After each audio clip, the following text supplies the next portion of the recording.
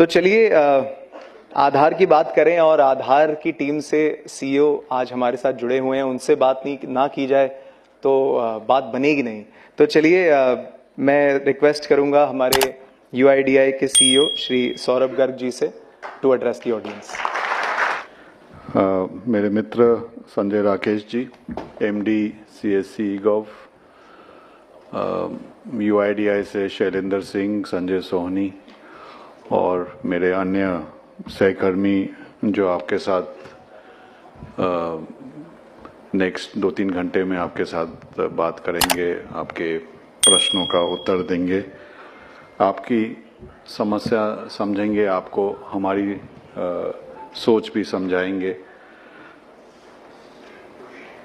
और मुझे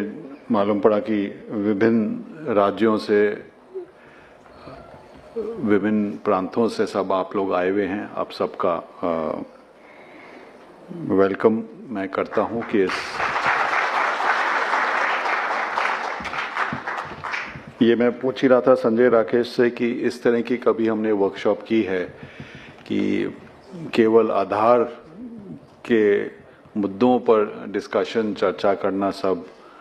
ऑपरेटर्स के साथ, आपके फील्ड के सहकर्मियों के साथ, और उन्होंने बोला कि शायद से पहली बार हो रही है इस तरह की वर्कशॉप। आपकी जो कार्य करते हैं उसके बारे में तो डिटेल में होती रहती हैं आपकी कार्यशाला। तो मुझे बहुत खुशी लग रहा है कि इस तरह की वर्कशॉप आज की जा रही है और निश्चय फ्यूचर में भी स्टेट लेवल पे या नेशनल लेवल पे इस तरह की भागीदारी के साथ हम आगे बढ़ते हुए निश्चय और अच्छा काम करेंगे, आप भी और हम भी आपके साथ। जैसे संजय जी ने बोला, सीएससी जो कॉमन सिटीजन या सिटीजन सर्विस सेंटर्स है, कॉमन सर्विस सेंटर्स हैं, ये अब शायद उस स्तर तक पहुंच गए हैं कि शायद हर पंचायत में ही नहीं, हर गांव तक पहुंच गए हैं। और जो हम डिजिटल इंडिया की जब बात करते हैं तो शायद उसकी बुनियाद ये सीएससीज ही हैं कि इन्हीं के कारण जो हम बोलते हैं कि भारत इतने आगे जा पाया है डिजिटाइजेशन में, इतना अच्छा काम कर पा रहा है कि लोगों तक डिलीवरी ऑफ सर्विसेज हो पा रही है। उसमें आप लोगों का बहुत बड़ा और महत्वपूर्ण रिस्पॉन्सिबिलिटी है। तो उसके लिए मैं आप सबको धन्यवाद देना को चाहूँगा, आपको कॉन्ग्रेचुलेट करना चाहूँगा, बिकॉज आप लोग हैं ग्राउंड पे। इसीलिए अलग अलग सोच भी हम कर सकते हैं पॉलिसी लेवल पे कि क्या क्या कार्य आपके जरिए डिलीवरी हो सकती है। इनफैक्ट आपको खुशी होगी कि डिजिटल इंडिया का एक जो लक्ष्य है कि जो भी सरकारी सेवा डिजिटल माध्यम से दी जा सकती है उसे डिफॉल्ट मोड में वो देना चाहिए। एक्सेप्शन होना चाहिए कि किसी भारत के नागरिक को किसी सरकारी ऑफिस में आना पड़े या कहीं दूर जाना पड़े वो सर्विस को लेने के लिए, अगर वो डिजिटल माध्यम से खुद के कंप्यूटर पे, खुद के मोबाइल फ़ोन पे, कॉमन सर्विस सेंटर पे जाके वो सर्विस ले सकता है तो उसे वो मिलनी चाहिए। और ये आश्वासन जो सरकार दे पाती है, वो आश्वासन आप लोगों का जो सर्विस सेंटर्स हैं उसकी वजह से, जो कनेक्टिविटी इम्प्रूव हुई है उसकी वजह से, जो मोबाइल का पेनिट्रेशन हुआ है उसकी वजह से हम ये दे पा रहे हैं। और जो विजन है, जो हम बोलते हैं ईज ऑफ लिविंग, कि किस तरह हर नागरिक को सुविधा के साथ जीने का आसार बन सके, ईज ऑफ लिविंग जो विजन है, उस ईज ऑफ लिविंग का विजन बहुत महत्वपूर्ण पार्ट सीएससी है, आधार है और डिजिटल इंडिया के जो विभिन्न प्रकार के कार्यक्रम हैं, यूपीआई पेमेंट है, ई साइन है, उमंग है, डिजी लॉकर है, इस तरह के बहुत सारे जो एप्लीकेशंस हम इंडिया स्टैक जो बोलते हैं, वो इंडिया स्टैक आप लोग ही जमीन तक सब लोगों तक पहुंचाते हैं और माध्यम के संग भी। अगर हम आधार की बात करें, पिछले 10 सालों में हम अब उस स्तर पे पहुंच गए हैं कि जो भी भारत में नागरिक है उसके साथ हम दावा करके बोल सकते हैं कि अगर वो 18 साल से ज़्यादा उम्र का है, अडल्ट है, तो उसके बाद निश्चय आधार है।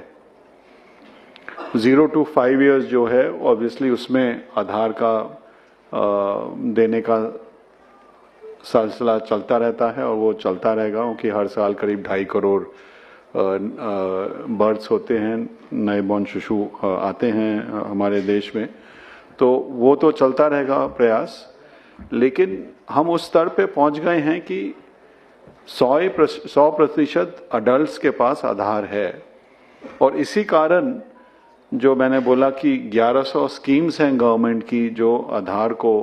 बुनियाद बनाती हैं, वो आधार को लेके ही आगे चलती हैं और यही बुनियाद बना के हम जो ईज़ ऑफ लिविंग का है कि डिजिटल सर्विस ऑफ डिलीवरी होना चाहिए, वो बुनियाद है। आगामी दिन में अब फिर क्या फोकस रहेगा हमारा आधार का? एक तो है ही एनरोलमेंट, तो अब 2.5-3 करोड़ हर साल होगा, जितना बर्थ्स हैं प्राय उतना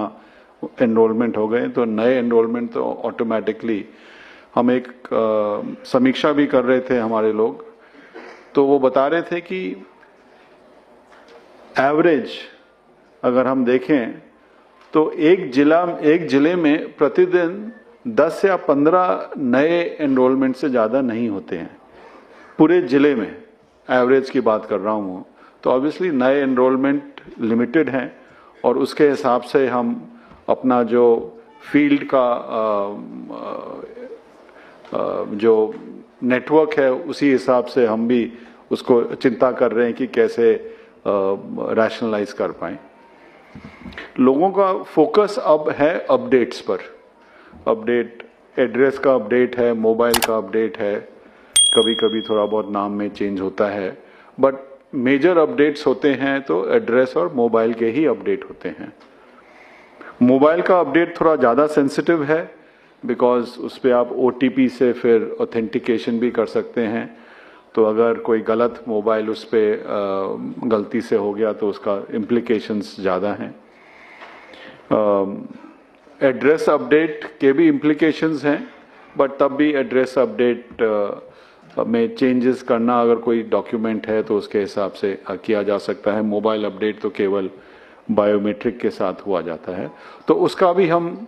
आरक्षण कर रहे हैं, चिंता कर रहे हैं, कैसे स्टडी कर रहे हैं, एनालिसिस कर रहे हैं कि क्या क्या इम्प्रूवमेंट्स कर रहे हैं, और वो शायद आपको आज डिस्कशन भी होगा। लेकिन जैसे संजय ने बोला कि अगर आधार के इंफॉर्मेशन में कोई भूल हो जाती है तो उस नागरिक के लिए उसके लिए बहुत इम्प्लीकेशंस काफ़ी ज़्यादा हैं, और इसीलिए हमें कभी कभी सख्ती करनी पड़ती है कि कोई अगर गलत काम हुआ या कभी कभी गलती से भी हो जाता है, कभी कभी गलती ना होके भी ही किया जाता है, तो दोनों को देख के ही हमें आगे बढ़ना है। लेकिन